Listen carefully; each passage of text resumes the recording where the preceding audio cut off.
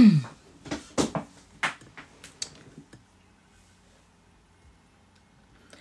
hello.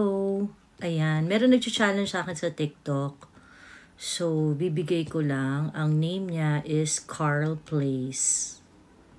Ayan. Hi, Miss Bambi Padua. Hello, hello.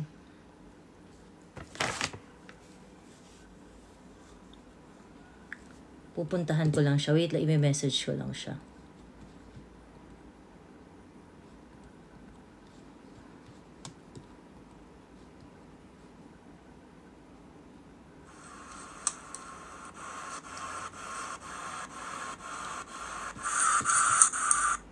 Teka lang ah.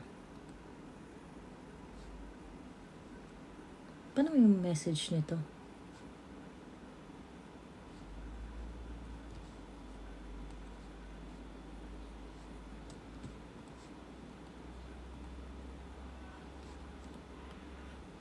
Paano ko siya ma-message? Carl Place. Wait lang ah. Ito messages.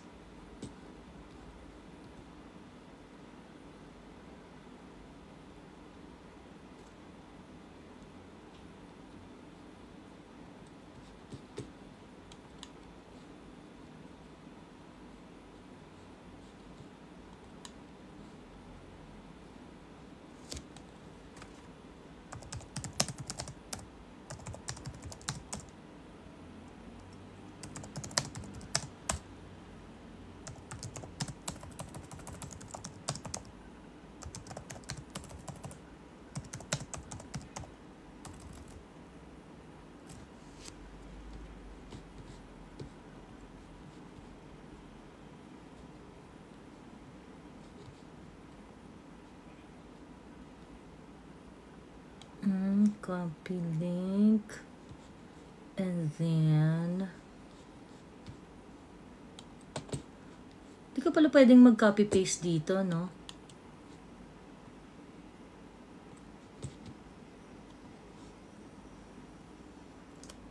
Ayan. Car Place is challenging me. Sabi niya, bayaran daw ako. And, nagsaspread raw ako ng fake news, sabi niya. So, let's wait for Car Place kung ano ang niya, kung ano ang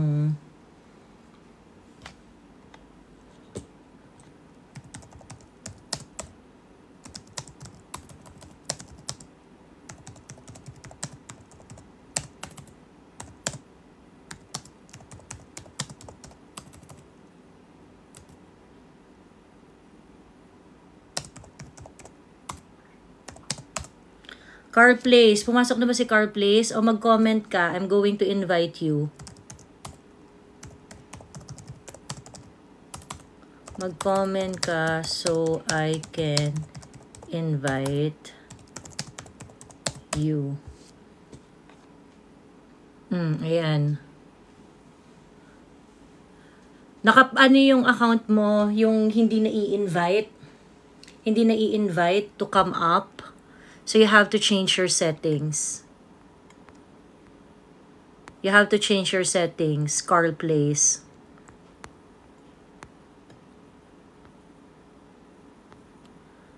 You should be able to, you should be able to,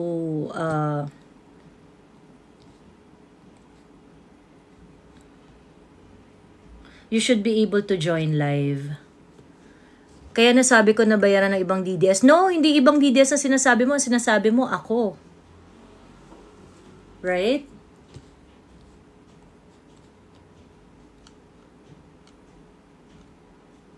Diba? Diba ang sabi mo sa akin, magkano bayad sa'yo? And I said, wala. Bakit? And then I ask you, magkano ang bayad sa'yo? Sabi mo, walang bayad sa'yo. Tapos you throw the question back at me again. And then I said, yes, wala. Sinagot ka, paulit-ulit tanong mo. Tatanong ako, tanga ka, ba't hindi mo maintindihan? And then you insist, bayaran ka ata eh. Papakalat ka ng propaganda. Diba? Sabi mo, Carl Place? Dahil binaban ka sa comment. Kaya ka siguro binaban sa comment because you are writing stupid comments. And not because they are paid. Being paid and being banned are not related. 'Di ba? Sabi mo Carl Place, 'di ba? Sabi mo Carl Place, o mag-comment ka. I'm going to invite you. Mag-comment ka so I can invite you. And then you insist, bayaran ka ata eh. Papakalat ka ng propaganda. Diba? Sabi mo, Carl Place? Dahil binaban ka sa comment. Kaya ka siguro binaban sa comment because you are writing stupid comments. And not because they are paid. Being paid and being banned are not related. You are being banned because maybe you are idiot. Ganun lang yun. Gumagawa kasi iba ng propaganda tungkol sa martial law. What do you mean about it? What do you mean about it? Na gumagawa yung iba dahil ng martial law or what? I think, Carl Place, akyat ka na lang. Akyat na lang. You open your invite button so that I can invite you. Change your settings so I can invite you. Hindi ka pwedeng ma-invite eh. Yun yung problem.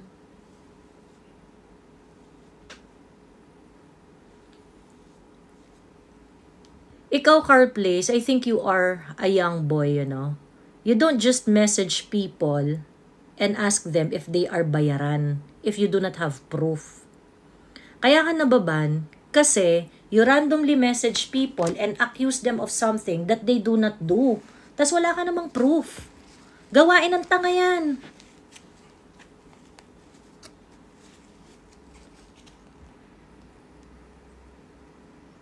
Nawalan daw siya ng trabaho. Then you talk to that person. Bakit ang mini-message mo? Ba't ang mini-message mo? Why do you insist that I am bayaran? Tanga ka, Carl Place? Bakit tatanga-tanga ka?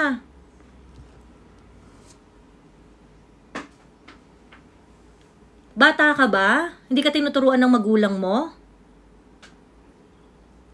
Carl Place? You don't do that to people. Kung di ka maturuan ng magulang mo sa tamang pag-aasal, tuturuan kita.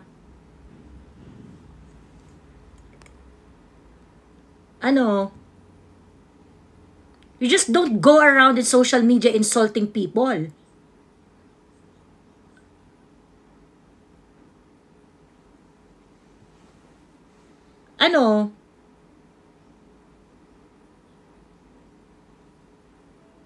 Kung di ka natuturuan ng magulang mo kung paano ka gumamit ng social media, ako magtuturo sa'yo.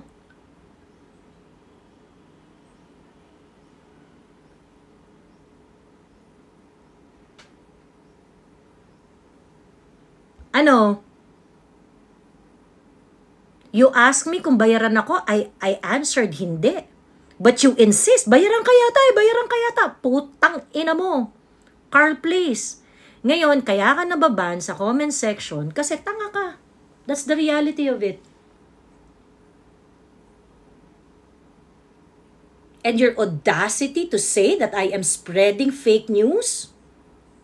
Pag hindi mo naiintindihan ng pinag-uusapan, hindi ibig sabihin nun, black propaganda yun. Baka ibig sabihin nun, bobo ka lang, hindi ka makasabay sa usapan. Take that into consideration.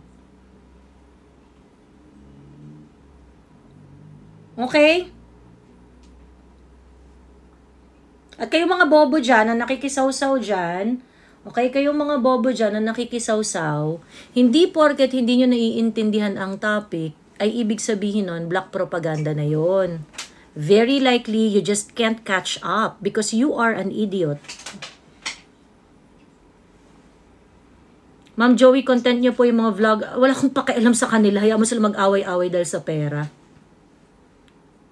Wala akong pakialam kay Nico David. Wala akong pakialam kay Makagago.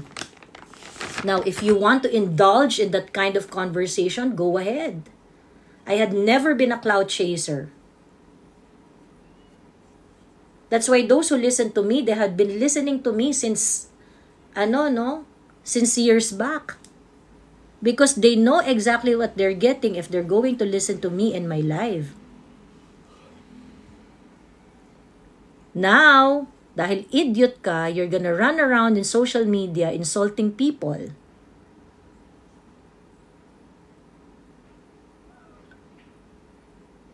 At hindi ko palalampasin yun.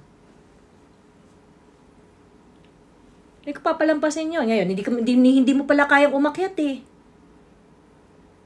Hindi mo kayang umakyat. You cannot even face me. Show your face.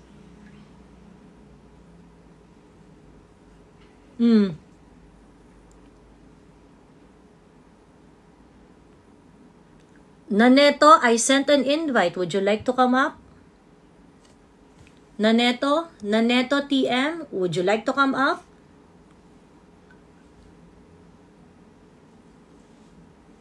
Can you please identify the fake news I spread? Bilis.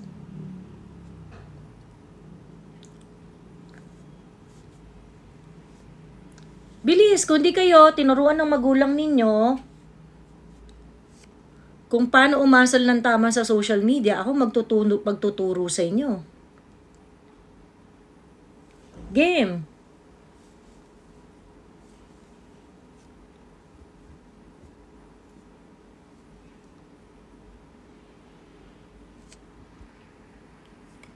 Jurch, Garcia Cherry. Okay, would you like to come up? Since hindi mo ako kilala, I'm going to introduce myself to you.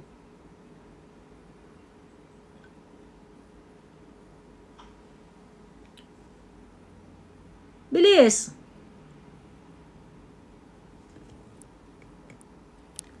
Bakit hindi mo kayang umakyat, Jurch? You are here asking me who I am, and then I want to introduce myself to you? Tapos ayaw mo na. Bakit? Duwag ka ba, Jurch? Duwag ka ba, Cherry Garcia? Or you're just a plain idiot?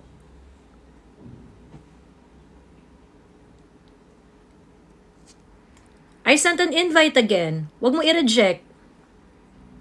No, you're an idiot. You're just a plain idiot. Naduwag. You are asking me who I am. I want to introduce myself to you. And then, hindi mo kaya.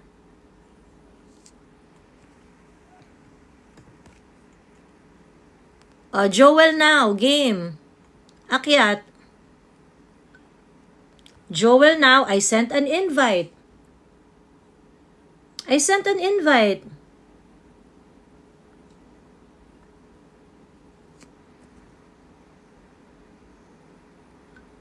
I sent an invite, Joel _now. Okay? Would you like to talk about that? Diba ito yung DD Shed na sumuporta kay BBM tapos naging ipokrita kasi makabayan daw? What do you mean exactly, Joel now? Bilis!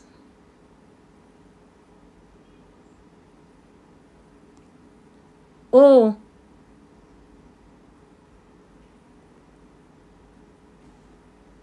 Sino ka ba, te? Bayaran ka lang sa social media. Naneto, I've sent an invite several times.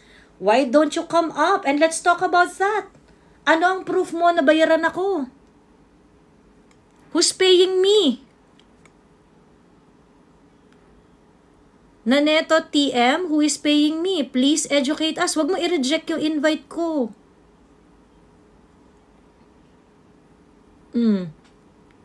Ma-high blood ka na dyan, sabi ni Joel now. Well, I'm going to be very, very patient para hindi kayo matakot, hindi ako ma-high blood. Bilis! Para hindi kayo matakot, hindi ako ma-high blood. Alam ko, takot kayo sa akin eh. Diba? Alam ko, takot kayo sa akin, so hindi ako ma-high blood. I'm just going to ask questions. Bilis, pabine-baby na kayo. Sige na! Tumapang naman kayo dyan!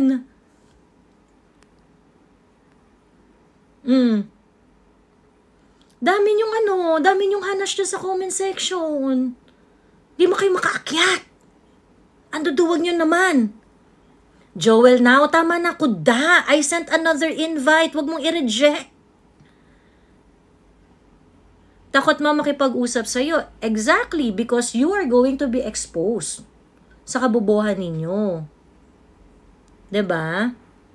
Okay, itong si Kalabasa, ano ba naman?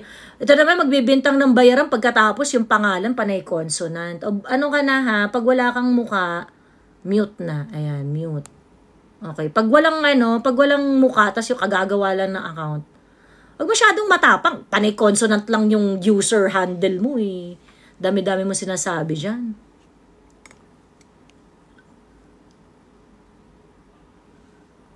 Makikipagdebate ka tapos source mo SMNI. Who said SMNI ang source ko, Naneto? Would you like to come up? I sent another invite, Naneto. Bakit? What are you scared of? O kung tingin mo, SMNI lang naman ang di humarap ka. Let's have a discussion. Any topic na neto. Come up na neto. I sent another invite. Huwag mong i-reject. O, Joel, akyat!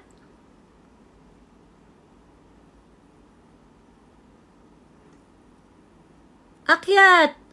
Joel now, I sent another invite. Naneto, Church, I sent another invite. Naneto, I sent another invite. I do not have all day, ha? I do not have all day. Kayo nag-start nito, so you better face me.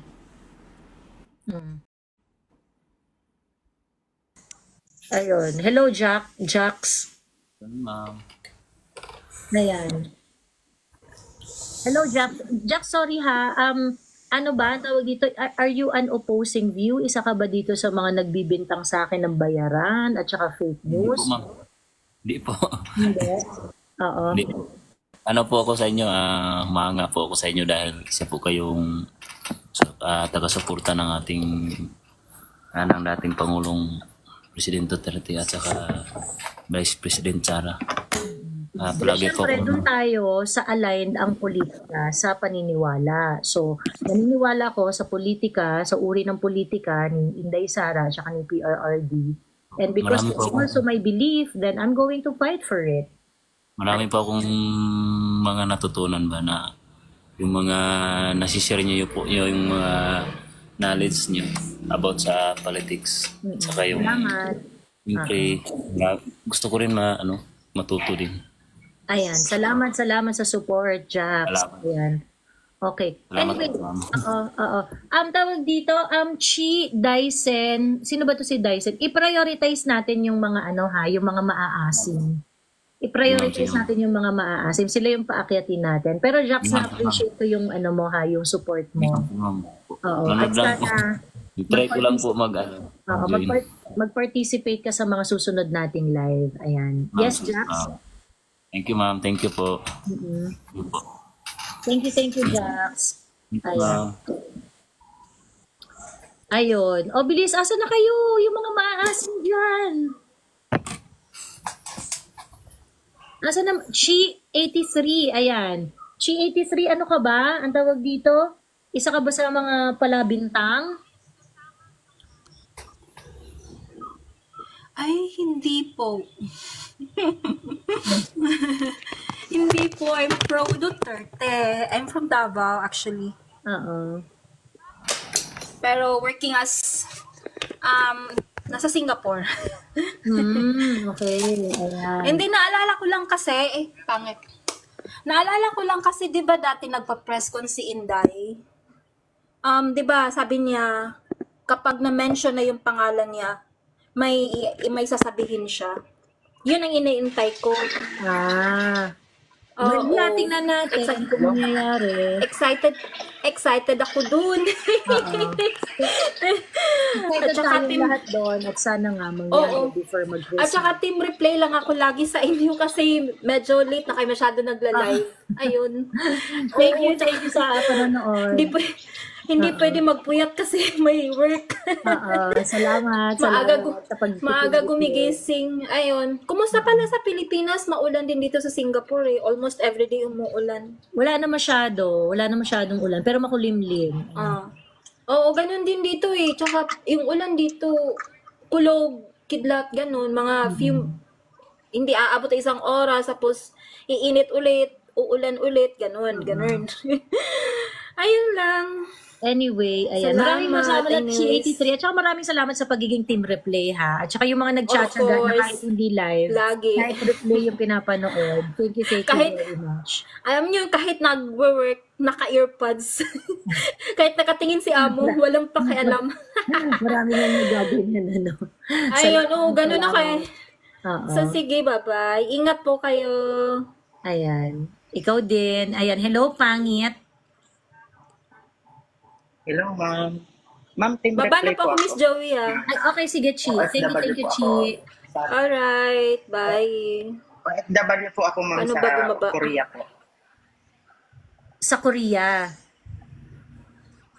Opo, ma'am. Ayan. Ganun din po ako, ma'am. Pag nasa trabaho ako, naka-headset lang din po ako. Yung mga ano niyo po sa YouTube, kayo ni Ma'am Sas, lagi ko pinapakinggan. Yun nga lang, ma'am, bilang OFW, ma'am, nakakalungkot po yung yung nangyayari sa bansa natin. Talagang may time na parang dinudulo ng puso na dahil sa mga nanunungkulan sa kagaya ng sa tuwad ko. Thank you din po, ma'am, dahil isa po kayo sa mga katulad namin OFW na marami kami natututunan, ma'am. Namumulat kami, ma'am, sa mga totally, ma'am, sa politiko, hindi po talaga ako. Pero ngayon, nagka-interest po ako na makinig sa inyo, ma'am. Kaya kay Ma'am Maharlika. At ma'am, naka-tempo din po, ma'am. Sa YouTube, nagtatry po ako mag-up, pero hindi po ako nakaka dito lang po sa TikTok. Maraming salamat po sa inyo. Thank you rin, Pangit. Alam, natatouch naman ako dun sa mga nagsisipag-akyatan na nagte-testimony. Ma'am, totally po, ma'am, ang course po ng anak ko is criminology. Sabi ko nga sa anak ko, na pwede bang mag-shift ka na lang kasi sa nakikita ko, binababoy nila yung may mga posisyon na yan. Saan pamute muna para marinig natin si Pangit. May mga posisyon, ma'am, na lumaban sa droga. Baliktad na po sa Pilipinas ngayon. Sila po yung iniimbestigahan. Yung mga napatunayan, ngayon po nakalabas na. Kaya nakakalungkot. Pero sabi ko nga sa anak ko, try mo kayong mag-shift na lang kahit sino na lang. Sabi niya pa, talaga, sige, sabi ko. Pero sana dumating yung time na mabago. Kay ma'am, sa tuwing nagsasalita si Marcos, ma'am, talagang parang minsan puputok yung utak ko kakaintindi lang sa kanya. Hindi mo maintindihan kung ano yung patutunguhan. Ito lang, ma'am, yung saloobin ko, ma'am, bilang OFW. Salamat, Pangit. Thank you po, ma'am. Thank you po, ma'am. Thank you din. At salamat sa suporta. And let us continue the fight. Ayan. Thank you. Hello, Dan29. Ayun. Hello, Ate Joey. Magandang tanghali. Gandang tanghali. Hapon. Ate, hapon na pala. Ate, may share lang din pala ako regarding sa drugs cases dito sa may Caloocan. Barangay 14 dito sa may Caloocan. Bali, ate, ang nangyari, merong pumunta na reporter ng GMA. Parang Aquino ang apelyido pero hindi ko alam kung anong name. Pero babae yun. Ngayon, nung nangyari ito ate, nung November 14, nangyari. Last week. Ngayon, na-dedication ng rape. At yung tatay niya is naka-drugs. Ngayon, nagtataka ka. Pero ate, yung isa sa mga writers nila is taga dun sa amin. Ngayon, hindi ate na-air yung news. Saan yun? Anong pangalan? Caloocan? Saan sa Caloocan? Barangay 14 ate. Ano? Sorry. Barangay 14. Ate Joey, magsisend ako sa'yo ate ng picture, ng details. Pero ate, pahapyawan ko na lang ating ikwento. So ngayon ate, yung writers, isa sa mga scriptwriter ate ng 24 oras na nag-work doon, nakakilala ko din. Finifilter pala nila ate yung news. At hindi daw ata pinili yun na ibalita that time. Actually, ang problema rin ng mga writers yun, kahit nakakakuha sila ng story, it is the network's policy. Kasi nga, mga na yan, compromise na yung mga mainstream media natin . They are really going to filter out yung mga information. Yun, totoo ate. Kaya tinagulat kami and then inaabangan namin yun na, ayun nga, kasi drug-related na and then medyo heinous crime siya kasi mismong anak niya is minomolest niya. Kasi nga nasa spirit siya ng drug. And then nagulat kami, nantiyan namin na ganyan. And then nakausap namin yung writer na yun. And then yun nga ito yung sinabi. Na parang ang management do ata is filter. Kasi nga do ate masyado na do ata mataas yung cases ng mga ganyan na. So parang okay. So hindi siya parang Hindi nakakarating sa tao yung balita. Kaya parang ang minsan nababalita sa mga, kaya nga atin naalala ko previous sa mga live natin, yung nasa team replay din kasi ako ate. Ngayon, parang nawawalan na nga yung credibility ng mainstream media And then siguro, yung totoo nga ating may budget ang Congress sa media, na siguro, ito lang. Pwede ito lang yung ito lang yung ilalabas natin or whatsoever or ano. Kaya siguro ate yung mga napapanood natin sa balita is kumbaga ate, pili na na nakadepende ate sa gusto ng management or kung sino man yung nagde-decide. So parang nakakalungkot lang na parang yung mga ganyang news dapat yung pinapakita para ma-aware yung mga tao na talamak na naman ang drugs sa bansa natin.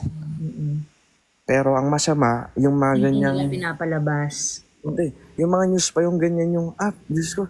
Actually, totoo ate, inaabangan namin yun talaga. Kasi nga meron may may pumunta ng mga reporters, something like that, and then hindi na aired.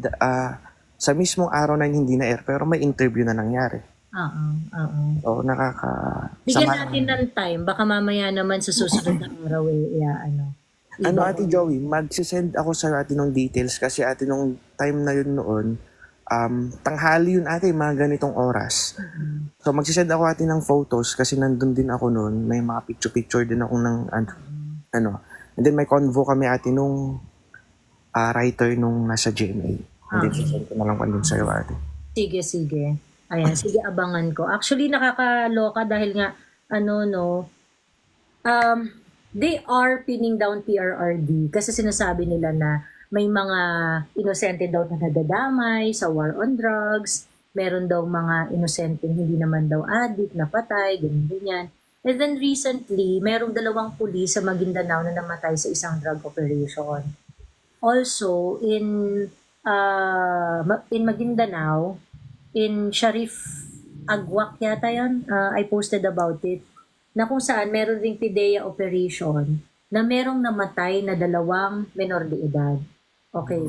Now, sa perspective nitong mga concerns sa human rights, now that the police men, yung PIDEA operations, yung merong namatay na 2 menor de edad, I have the picture of the dead body, okay? Bakit hindi kayo nag-ingay in this EJK under your definition na may namatay na 2 menor de edad at ito'y isang drug operation? Okay? Ba't di kayo nag-iingay dyan? Number 2, yung drug operation na kung saan naman merong 2 namatay na police, who's going to fight for those policemen na namatay sa operation? Okay? So, ngayon, ang problema ko dyan na malaki, hindi kayo consistent sa mga pinaglalaban niyo. At kami na natatakot at biktima ng illegal drugs, isa lang ang gusto namin, matapos yan. Maging safe kami. Totoo ate. Ito ate naman, sentimento ko lang din naman to ate kasi nga syempre, tayong mga normal Filipino na nagko-commute, naglalakad ng gabi, umuwi ng gabi, so galing sa work, parang hindi ko sure, pero parang feeling ko parang napaka-disrespectful naman ng mga tao. Ito ate, personal drop ko na si Missy Ai. Parang gusto kasi nila na parang kausapin yung drug addict na mag-surrender. Or kausapin yung drug addict na pumunta sa rehabilitation. Parang, seryoso? Putang ina. Mas iniisip mo yung rehabilitation ng addict na yan. Addict is addict na yan eh. Nag-a-addict yan kasi addict na. At saka ang kinoconsider lang namin dito is yung safety namin. So ngayon, yung mga tao, kung may nakikinig man, and then ito rin yung kino-comment ko minsan kapag may mga news sa TikTok regarding sa addict na, tinatag ko si Risa Hontiveros. Para, since yun naman yung premise niya sa nangyaring hearing sa Senado noon. So, ayan. So, parang ang nangyayari tuloy, Ate Joey, parang mas binibigyan nila ng important. Totoo naman yan, na may chance na magbago yung mga yan. Pero, hindi ko isa sa alang-ala yung buhay at safety ng family ko para dyan sa quote-in-quote na paniniwala na lahat ng taong nag-a-addict ay pwedeng magbago. Correct. Hindi ko pwedeng isaalang-alang yung buhay ng kapatid kong babae, yung nanay ko, yung tatay ko, sa quote-in-quote nilang pagbabago, na lahat ng tao nagbabago. Kung adik ka, putang ina mo, adik ka. Kung adik ka at purwisyo ka sa barangay namin, Putang ina mo 100 putang ina times. mo. At putang ina rin ng mga taong Totoo. dumidepensa sa mga tao na yan. Yun lang Correct. yun. Correct. Pagka nag-addict ka kasi, pag nag-addict ka, wala mang pumili sa'yo eh, choice mo yun eh. At alam mo na pag ikaw nag-addict ka, sooner or later, you're going to be a threat to the peace and order of the community. Peace and order doon sa loob ng bahay nyo, and then later on, peace and order doon sa community nyo. At saka Ganun isa yun. pa, Pag nagsasabu ang tao, ganun yun. At Wala saka nang ibang explanation dyan. totoo ate. At saka isa pa ate Joey, walang nag-a-addict na nagkukusang sumurrender.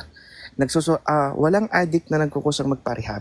Nagparehab yan kasi kinumbinsi ng mga pamilyang kasama niya sa bahay. Correct. Correct. Maswerte tayo na maswerte yung ibang mga addict who are able to get out of it. And with that, it's really commendable na ganun yung nangyayari. But the thing is, hindi lahat merong ganung klaseng success story. Ito Hindi ate, lahat are able to get out of it. And ang nangyayari, if you're going to look at the danger and the number of people who are able to get out of drug addiction, it's probably too late because perhaps there had been so many life that had been compromised dahil dyan sa pag-a-addict na yan. Lung cancer. Ayun. kasadang nangyari yung binabanggit ko ate na case dyan sa may barangay na yan. Ang nangyari ate, nung panahon ni PRRD, ano na yun? Nag-surrender sila. Pare ate, nung panahon ng balik ngayon, naging user sila ulit ngayon. So parang nakakatakot lang, ha? Seryoso. Ito ate yung term ate nung ginamit ng bata, na parang pinipinger daw siya ng tatay niya. Yan yung mga sinasabi ko sa inyo na pag yung mga pamilya nagsasalita na ayaw namin sa drugs, alam mo may mga tinatago pa yan. May mga tinatago yan ng mga bagay na hindi nila masabi. Tapos ate Joey, Ganun kalala ang drug addiction sa family. Kapag meron kang addict na family member at yung mga family nagsusumamo, umiiyak sa galit at sinasabi ayaw namin sa drugs, meron yung mga sinasabi na hindi na lang nila masabi kasi nga nakakahiya. alam mo ate Joey, ang masakit pa, nasabi nung bata yung ginawa nung tatay niya sa kanya na parang ang casual na lang. Hindi pong wala nang, kasi ate kapag ginawa sa'yo yun nung una, kinuwento mo, magagalit ka eh. Pinagsalamantayan ka. Pero ate yung bata, parang kinikwento na lang niya ate na Wala na siyang casual. feelings. Oo.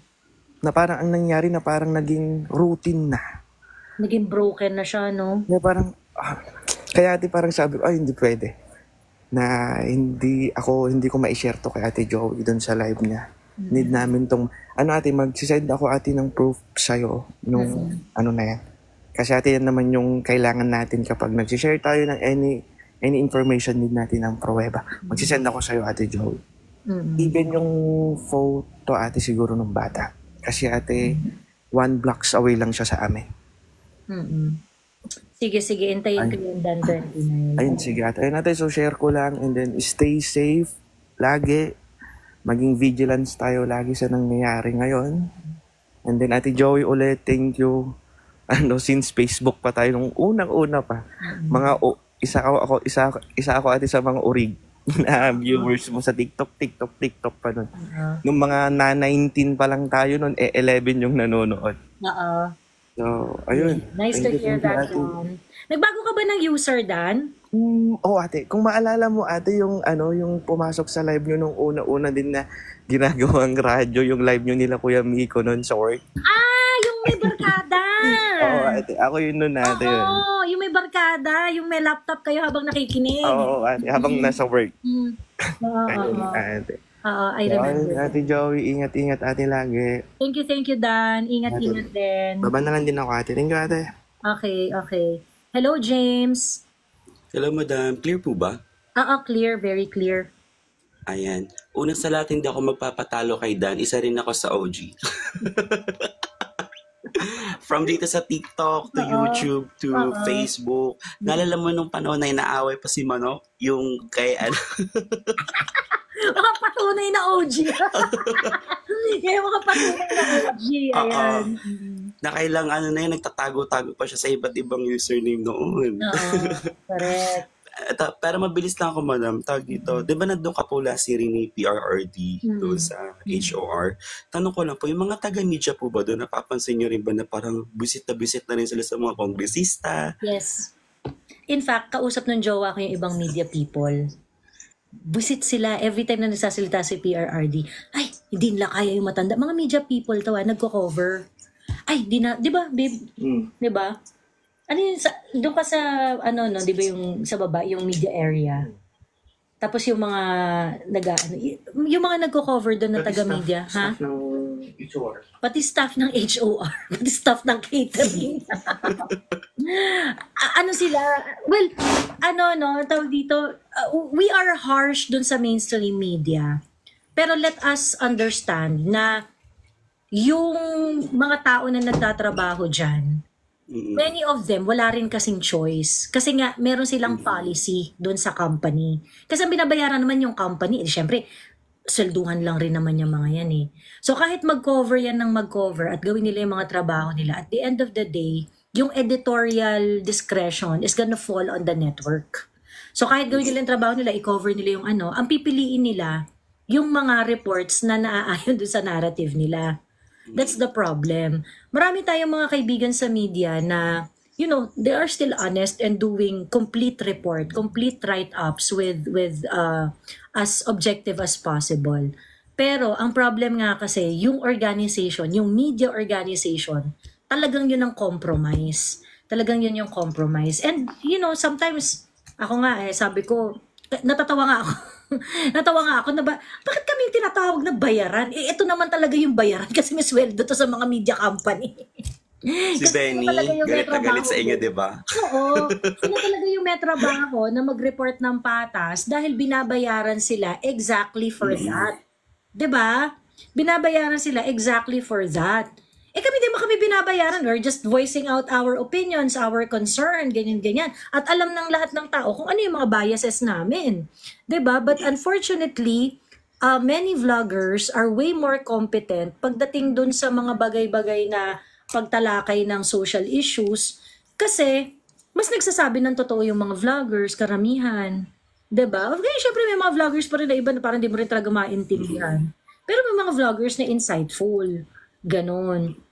Ayun. So, yun lang. So, to answer your question, yes. Yung mga media people, HOR staff, and even mga catering staff, nagre-react sila. Every time nagsasalita si PRRD, talaga, ay, di nila kaya yung matanda. Naku, tas yung maghahagik-gikan pagka merong banat si PRRD. As in, grabe talaga yung mararamdaman mo talaga na, na the people are rooting for PRRD. Ayun.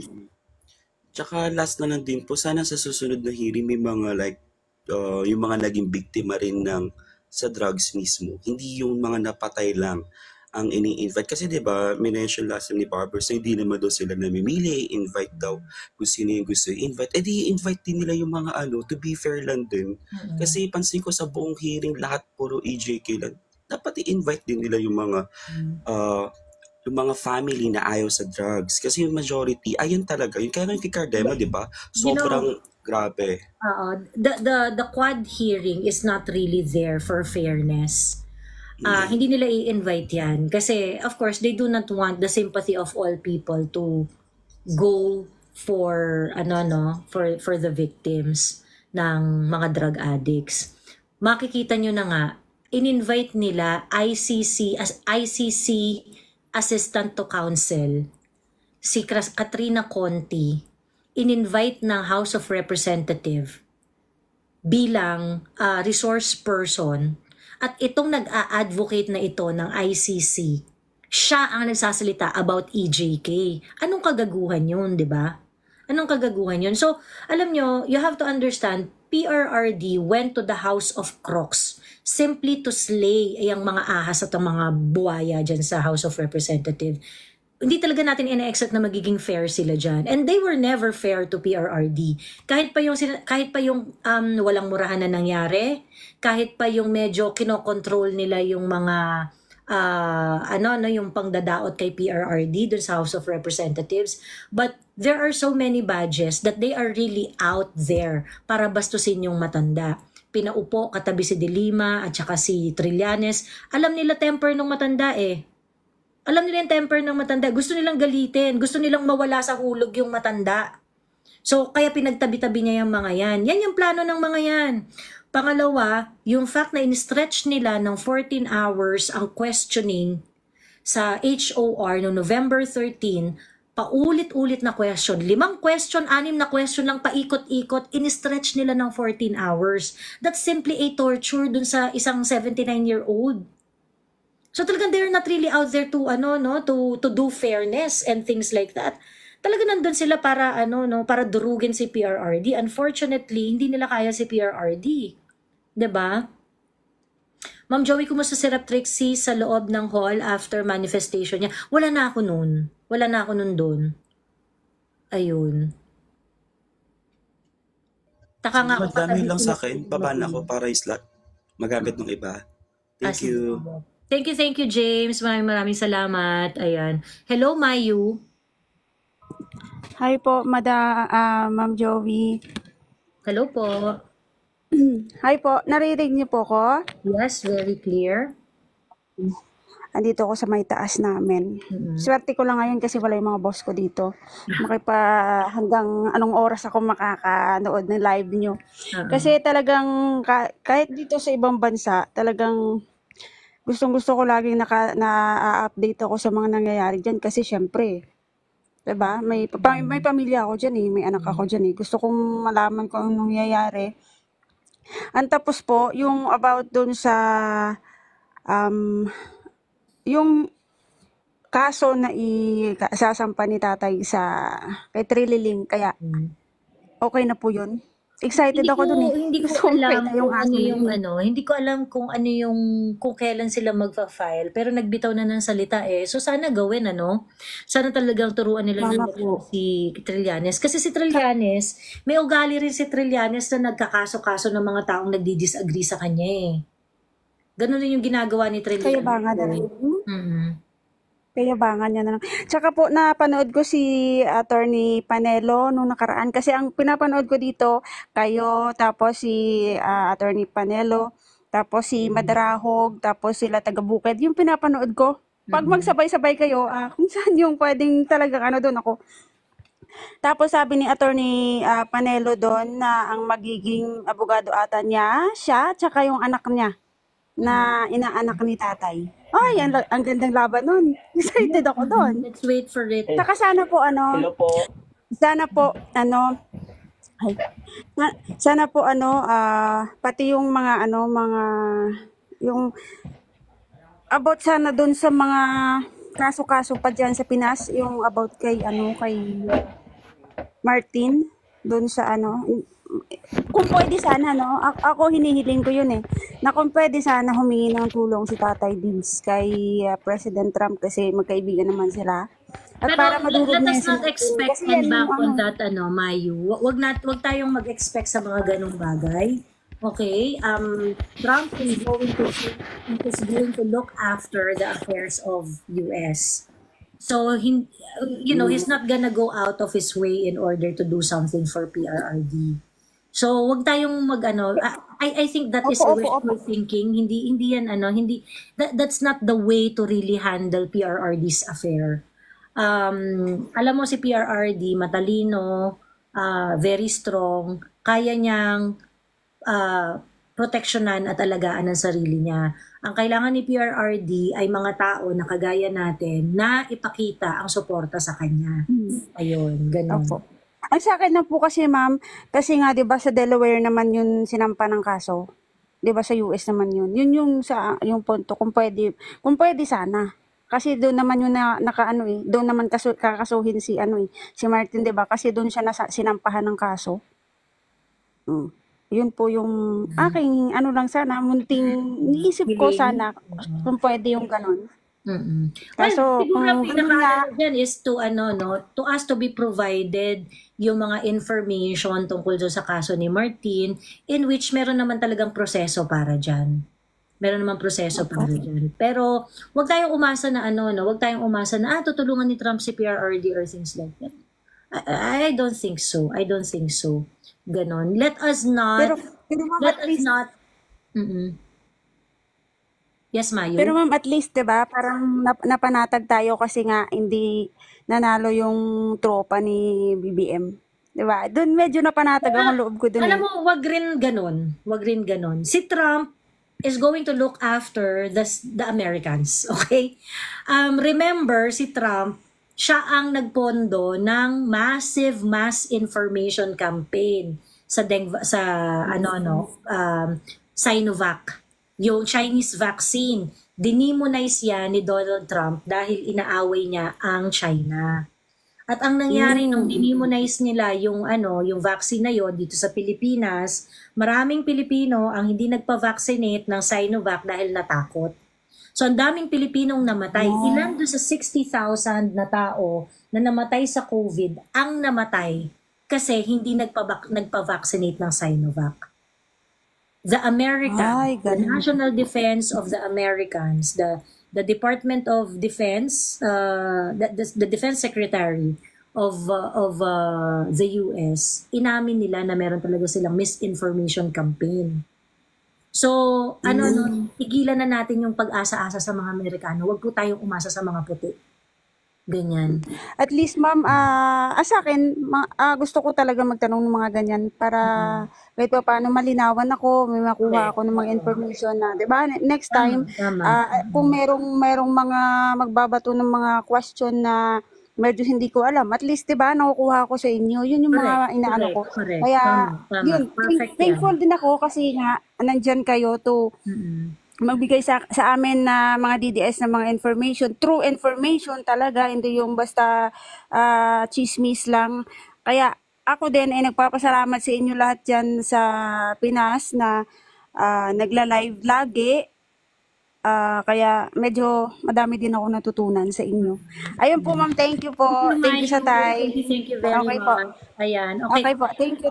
Ingat po kayo lahat. Ikaw din. Ayan, hindi ako masyadong magtatagal ha, kasi palabas ako ngayon at imimit ko yung best friend ko galing US.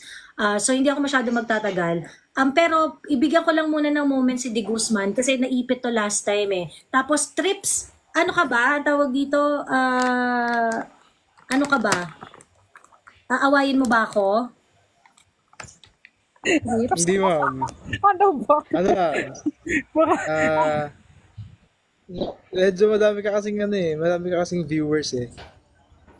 Kung And I was kaya. thinking lang na baka naman, guys, kung okay lang sa inyo, let us not vote for Amy Marcos kasi boboto nyo siya, at least ipakita natin kay Bongbong Marcos, the president right now, pakita natin sa kanya yung greatest accomplishment niya. Hindi, yun ay yung sirain yung pangalan nila totally. So basically, kung natin sa iboto, pero pwede naman natin sa iboto, magpa-endorse muna sa kay Sara Duterte. Ako, Yun lang. ang boto ko kay Senator Amy is nakasalalay sa endorsement. Wala akong ibang qualification sa boto. Kailangan makuha niya ang endorsement ng mga Duterte. Walang endorsement ng mga Duterte, walang boto. Ganun Ako din. kasimple. Yes. Ganun kasimple. Tama. Dutertista Kaso vote. nga lang, paano nila Let's go for the Paano niya ngayon Dutertista vote. Paano niya ngayon hihingin yun? Di ba? Bala siya. Problema niya na yun. Problema niya na yun. Bala siya doon. Okay. Trips, Ewan wait ko lang kasi, ha. ewan ko. Puntahan lang natin si De Guzman. Bigay ko lang sa kanya yung airtime kasi naipit to last time eh. Hello, De Guzman. Sige ma'am, sige. Hello, magandang hapon din sa Pinas, Ma'am Joey. Hello. Salamat at naalala mo. At kamusta po yung mother niya, ma'am? Okay naman, ayaw niyang magpasundo, buwisit. Sumakit siya. Ang dami kong points sana doon. Kasi sinulat ko talaga yung mga points doon sa hearing. Oo. Ayan. So, Sige, akin lang yung sige, yung points na dapat malaman ng mga tao. For very long time, nagsiset ang tone ng standard ang mga Kongreso, no, sa mga hearing nila. But when PRD But, appeared dun sa hearing, nag-change yung ng way, no, ng rights, na hindi para lahat pwedeng itanong, and you have to insert your rights dun sa mga taong sisikilin yung rights mo. That's true. Kaya And dapat dyan witty ka eh. Dapat kabisado mo yung rights mo so that you would be able to invoke it at the earliest opportunity. Yes. And again, Ma'am Joey, there's sinasabi nila the aid of legislation and aid of investigations. But Duterte said yung ginagawa sa kanya is inquisitions. So, itong mga topic na ito ang dapat na pag-usapan eh. Then yung setup nila doon, yung setup paano nila galitin si PRD, yung set ng tanong, and then lumalabas, yan si Christie. Kaya ako yung nagsabi sa inyo na si Christie is a Makabayan Black eh. He is part, and then he is part of the ICC. Si Katrina Conti, no? Si Katrina yung Conti. Oo, ang lahat ng rebelde nandoon. Kung tunay kang para sa tao, dapat balanse. And then pangalawa yung speech ni Cardema, which is nakakabilib yun. Being young, pero ininsulto lang siya ng mga matatandang kongreso doon, So, it was elected then. Though yung sinabi niya, yun yung gusto natin eh. Tayong nanonood. And then, para insultuhin nila yung speech ng isang kakongresista nila, si Cardema. So, very powerful. Na-insulto sila doon. Kasi, bakit ma'am? Kung wala ka namang ginagawang masama, hindi ka masasaktan eh. Alam nila yung ginagawa nilang kagaguhan dun sa hearing. Kaya sila nasaktan. Totoo naman eh. Mas leaning tayo dun sa mga biktima ng mga drugs rather than sa mga AGK. Kasi we don't know. Yung mga yan, naglilinis yan eh. Yung ikutan ng drugs dyan, masusuplong sila, mabibisto sila, kailangan nila nilinisin, hindi nakapagbayad. Then yung public magka-cry. Kahit kami, we have a problem in drug addiction ng mga family namin. But hindi pa ako ready para i-share yun. Pero sinasabi ko lang na meron, nag-i-exist. Kita na, tama din yung sinabi niyo, mama, sa punan niyo about dun sa media. Remember, nung may nagbibigyan ni Duterte na watch yung isang sundalo, isang graduating na student ng PMA, sinabi ng balita, lahat yun na nanghingi yung na yun. Yung kadete niyan, pero nagpalabas ng video yung pamilya na dapat nilang i-correct ng kapatid nila, at mismo si First Lieutenant Dulakit is sinabi niya hindi siya nanghingi. So doon pala makikita natin yung media manipulations. Kaya mahalaga itong mga sinasabi ni Ma'am Joey dito. Kasi ito yung balance eh. Even nga yung mga media men nandito na eh. Nasa social media na kasi hindi na nila manipulate yung balita. And it's good na nagiging malawak yung tao. Even me, I learn a lot sa mga taong dapat pakinggan. Kaya i-filter din natin yung mga informations. It's the age of information processing. Yeah. Hindi Totoo naman, ma'am. porket narinig natin or nakita natin or whatever, kakainin natin yung information. Kailangan mo na talaga siyang i-process. Alin ba dito yung verifiable? Alin ba dito yung opinion? Alin ba dito yung speculation? Kailangan mo siyang tibak-tipakin para mas makita natin ng buo kung ano yung gamit ng bawat impormasyon. Ganon. Makita niyo, Ma'am Joey, yung pastor, nagpaka-pastor. Bro mo, nagpipreach na doon. Samantalang wala pa doon yung presence ni PRD. Akala mo, sino demonyo ang animal. Correct. Diba? And then, may isa doon, mga abogado, kita nyo kung paano makipag-usap. Diba? Inayos nila yung mga sarili nila. Alam niyo yun? Na parang yung mga hyenas, they're just barking. Nung nandiyan na yung leon, wala na. Hindi na sila makagalaw. Yung presence lang niya, ni PRD, kakaiba talaga. Kasi bakit? Yun yung truth eh. Hindi mo pwedeng, yun yung body language natin, yung sarili natin na hindi mo pwedeng pasinungalingan yun. Matatakot ka talaga. Ang lakas nung dating ni PRD sa kanila. Bili mo, nangamay ka pa. Mm-mm. No? You shake hands doon sa taong gusto niyo ipakulong. Pero I don't believe doon, Miss Joey. Kasi bakit? Yung mga taong yan, nandi-deceive lang yan. Kasi election is coming. Pangalawa, may pera. Totoo. Then ayaw nila na sabihin sa mga tao na we are okay, we are balanced. Kailangan namin mag-say hi, hello kay PRD. Pero the truth is, never again. Mm-mm. Alam na natin kung anong tunay nilang kulay. Mm-mm. So, yan, napakahalaga talaga nung may balance. Katulad niyan, yung OVP budget approved and na under amendment ba, Miss Joey? Mm. Yung budget na pwede pang tumaas. And then people are saying that the power of the purse daw ang Congress o ang mga representative. Eh meron tayong second, 'di ba, ma'am? Yung powerful pa din yung Senado. So, pwede nilang baguhin yun, 'di ba, Miss Joey? Iyan ang alam ko ng batas na noon pa. Na pwede nilang baguhin ang budget. Mm-mm. Basta't alam nila na ito politically motive yung panggigipit. And imagine, these people are voted by district and party list by 50,000, 100,000. Ang BP Sara mandated niya ng 32 million. Mm-mm. Maraming umaasa diyan. Mm-mm. Kailangan niya kailangan marinig ng tao yan. Hindi mahalaga ang boses ng Congress for me sa ginagawa nila ngayon. Being on Hindi nila OFW. nire-represent, well, ang trabaho nila is to represent the voice of the people and they are not representing the voice of the people. So ano silbi nila sa atin? Diba? Laki, ma'am. Yes. Kaya nga ganito ang ating bansa Ganda leche-leche. Kasi pinapasok nila sa subconsciousness ng mga tao that they are there to scrutinize. But the thing is, paano tayo magiging progressive? Kung lahat na lang, imagine ni ma'am, for impeachment, nagsasalita na sila, si Joel Chua.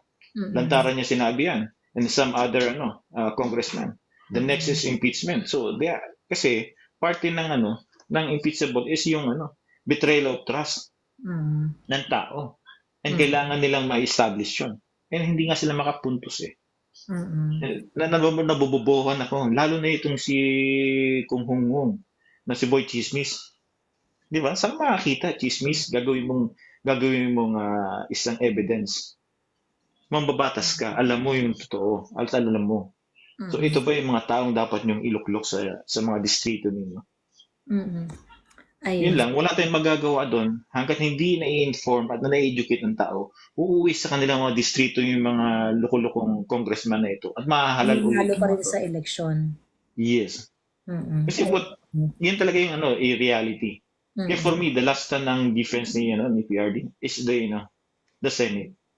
Kasi kahit anong gawin kalokohan ng mga nandiyan sa Congress, hindi yan sila mananaig sa Senado. It's a game of game of chess, no? So yun yung numbers natin doon.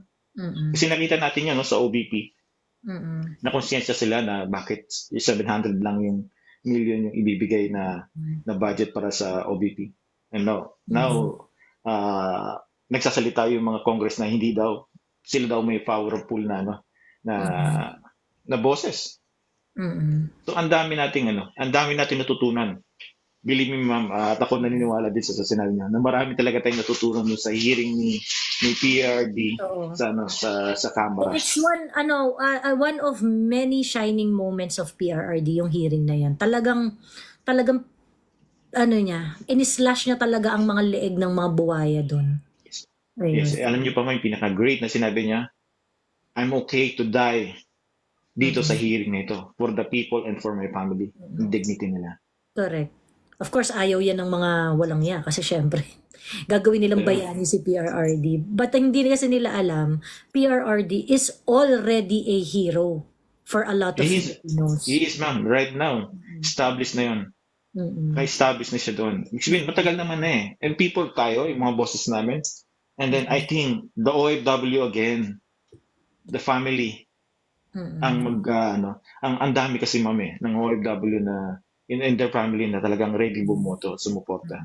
Hindi dahil idol because of the achievement. Nakita natin yung result. And everyone, ito yung mga nagsasalita dito ng mga kababayan natin dito. It's a result, mami. Hindi yan dahil loyalista ako Anong dala mo? Pero kasi ako, ang dala ko, yung barangay namin tumahimik. Ang kamag-anak namin na nahimik sa drug addiction, tumigil. Nawala ng tambay, nawala ng mga simple things. Yun, napaka ano na yun, napaka isa sa akin way of changes na natin mga Pilipino. Naniwala kasi tayo dun sa na alam mo, nabudol kasi talaga si dun sa... The Queen Skincare. The Queen. Hindi na muna kita akyat ha kasi magpapa-end live na ako, nagmamadali ako. Well, Okay. I believe Joey no na totoo naman yung sinabi na they're representing the voice of the people. But they're not doing it eh. They're just sitting in the position just to secure their interest. Oo. And I'm not going to ask you long na no. I just want to call out Senator Risa. What happened to Sultan Kudarat? Oh. True. True. So yan lang, Senator Risa. I just want to ask your stand about the Sultan Kudarat buy-bust operation. Then one more pa, Miss Joey. Natatakot ako dito sa mga pulis na nagbibigay ng suporta kay PRD. Because that's not their way. Baka gurgurin, correct. Oo, Meron pa kasi namang may intelligence group na binuo si Lisa. Yun yung chismis. Na ito yung mga ito yung mga medyo yung mga pulis na mga personalities na mahihilig sa politika, yung gustong dumikit sa politiko in order to get promotion, yung mga ganong echos. Nagbuo raw yan ng mga ganong klaseng group. At ang trabaho nila, i-identify lang kung sino yung men in uniform na supportive kay PRRD. Ayun. Pero sa akin din, may mga officers din yan na hinayaan sila. Kasi yung sumusuporta kay PRRD from top to bottom. Oo. Kaya lang natatakot ako sa nila sa sobrang ma'am. Kasi alam ko kasi organized na ang ating military. Organized na sila. So hindi din sila basta-basta mapapakudita. If they are going to I think ako the voice of the people, ma'am. I mean, ang ano lang diyan is if merong raise up sa Luzon and Visayas. Yan ikinulong nila si Duterte at nag-alsamasa ang mga taong bayan buo. And you will see the military. That's automatic. The men in uniform will act accordingly. Kaya nga sabi ko, padaliin natin yung desisyon sa men in uniform. Kailangan yung tao talaga ang kumilos. Ayun. Yes, ma'am. Kasi yun lang naman yung gagawin nila. So, I think yun ang hinihintay lang nila. For me. Kasi kung magkano pa sila, naibigyan ni PRD yung most na hinihingi nila. Yung welfare para sa family nila at alam mo yun, yung kanilang pasahod. Kasi my dad is one of the belong ng mga kudita noon. He's in the government noon. Mali talaga yung sahod. Hindi talaga makabuhay. Right now, dahil nga sa mga institutions ang nilagay na nila dyan at yung aral. Kaya hindi ako naniniwala doon na yung fresh graduate na PMA ay kurap na kagad. Mali kayo doon. Mas matindi pa sa atin yun. Ilagay mo presidente yun, baka linisin na ng Pilipinas eh. Kasi yung ideology ng mga yun mataas. Yung love of country mas mataas. Galit sa kurap yung mga yun. So, ayun lang, Miss Joey. Thank you. At alam ko may lakad ka pa. At salamat for naalala mo ko ako yung the last. Yun din sasabihin ko, mag-joke sana ako eh. Oo nga, naalala ko. Ngayon, mauulit sana. Sabi ko, mukhang mauulit second time. Oo. Anyway, maraming salamat. Ayun. The Queen, wag kang dyan next na live ko, umakyat ka ha. Ayun. Wag kang dyan, The Queen. Okay, ayun. Kat, go. Meron ka pa bang mga last words, John? Nothing more, wala na. Nothing last words na coming from my mouth. Basta yun lang, I'm just going to call out the senator. The senator is protecting the addicts. Kasi they don't deserve, death. Sabi niya, di ba? Oh. Now I'm waiting for your statement about this, about what happened to this policeman.